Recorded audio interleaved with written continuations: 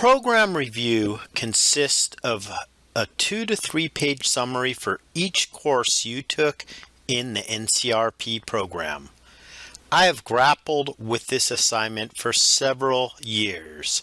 The dilemma has been between providing a course review template versus letting the student create their own sequence of content.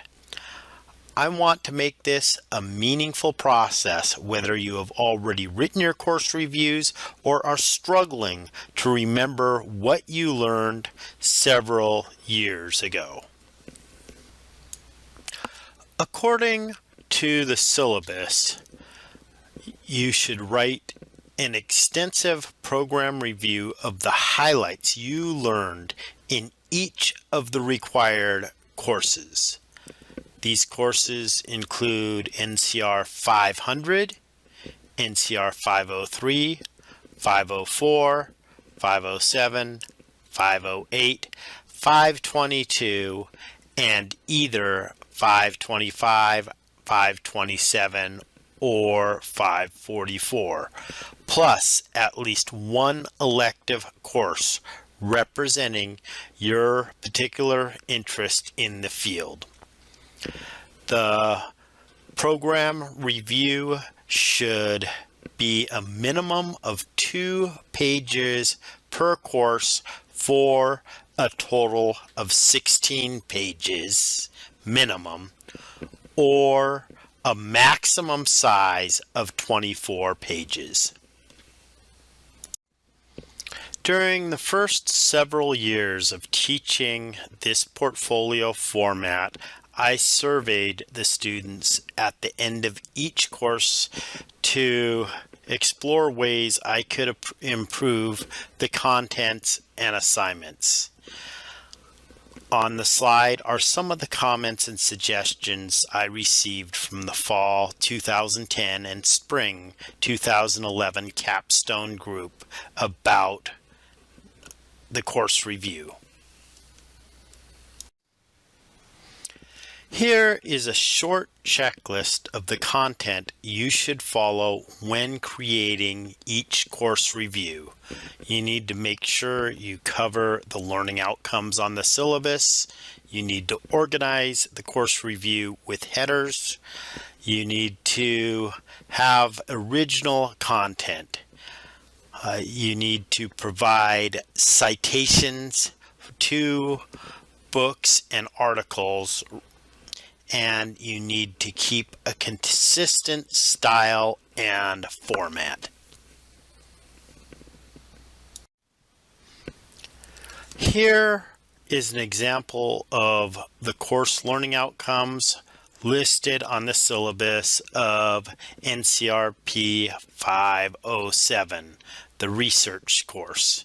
You should describe how you mastered these course learning outcomes in your review.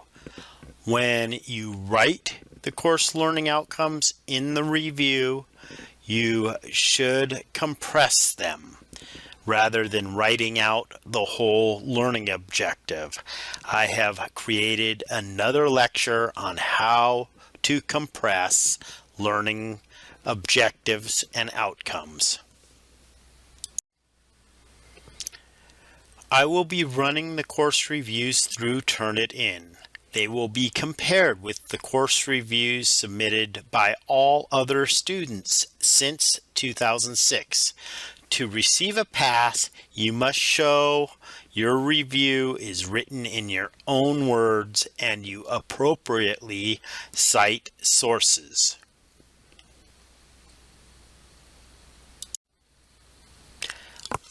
I will be using the body of the portfolio rubric on the whole portfolio, including the program review.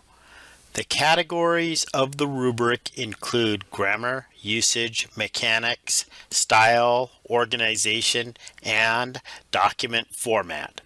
For credit, you must have no grammar, usage, or mechanical errors. The style must follow the publication manual of the American Psychological Association, be double-spaced, use a 12-point font with 1-inch margins. The review must be divided using headings and use consistent margins, spacing, organization, and typeface.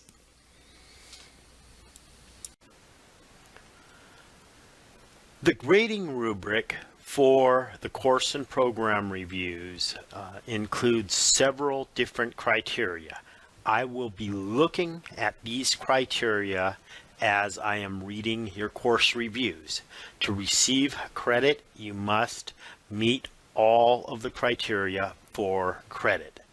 If your review needs improvement, I will send it back to you and tell you what you need to improve on. In the no credit category, that's when you need to completely rewrite your whole either course or program review. For credit, you must look at the learning outcomes and write an efficient review and analysis of all the learning outcomes listed on the course syllabus. To do this, you will need to paraphrase or shorten or find the key words in these learning outcomes. Writing them out usually requires too much space. The organization. The review is logically organized by using headings, seriations, and sequence signal words.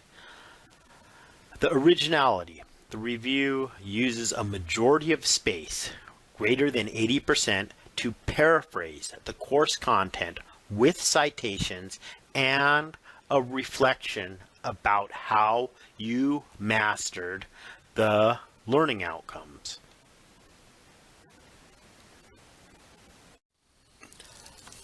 I want to know how you participated in each course. You should include a summary of the peer review process on research papers, presentation feedback, discussions, and significant contributions you made during the class.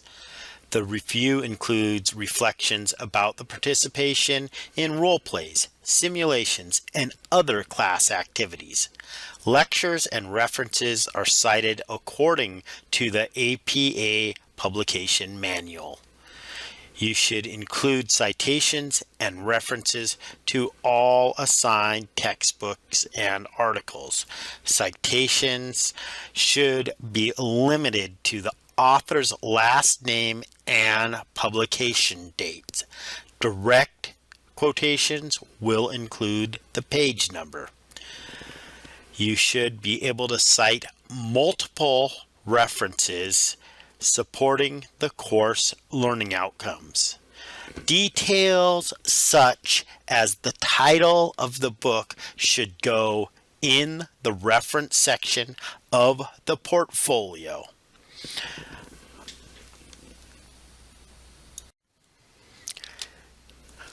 I often see the same issues with course reviews over and over, and I am providing here the list of my most frequent comments from the course reviews so you can avoid these pitfalls. First, says who. When I write says who in the comments, I'm asking what is the source of your information. If you're providing a statistic or a fact or a generalization that needs some citation to back it up, I will write says who. Second, so what. When I write so what, I just don't see it, the sentence or the information as relevant to the course learning outcomes that you're describing. Third, what research or project did you complete in the course? What were the assignments? Fourth, how did you master the content? Fifth, how did you interact with your peers in the course? Were there any discussions or simulations? Sixth, tell me what you learned in the course rather than what you read in the text. This isn't a book review.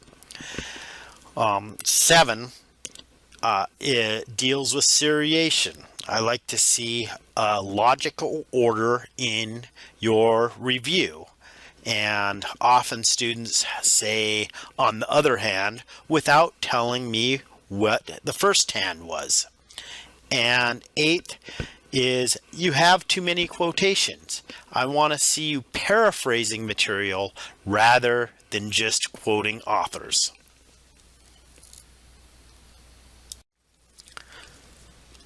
Please don't waste space by glorifying the instructor or the authors of the textbooks.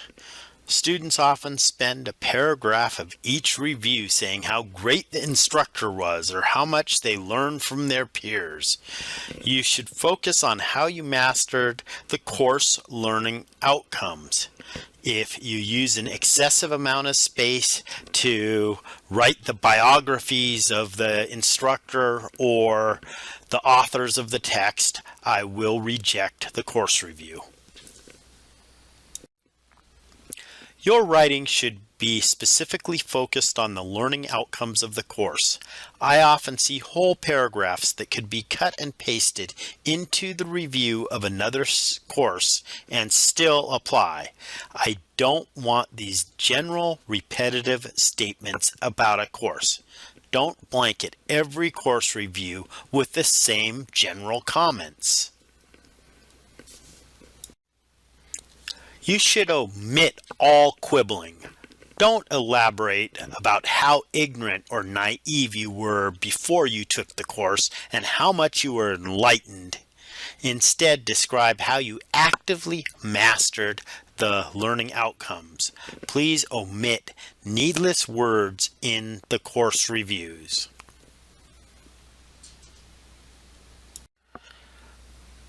Over the years of reading portfolios, I have developed a preference for brief citations.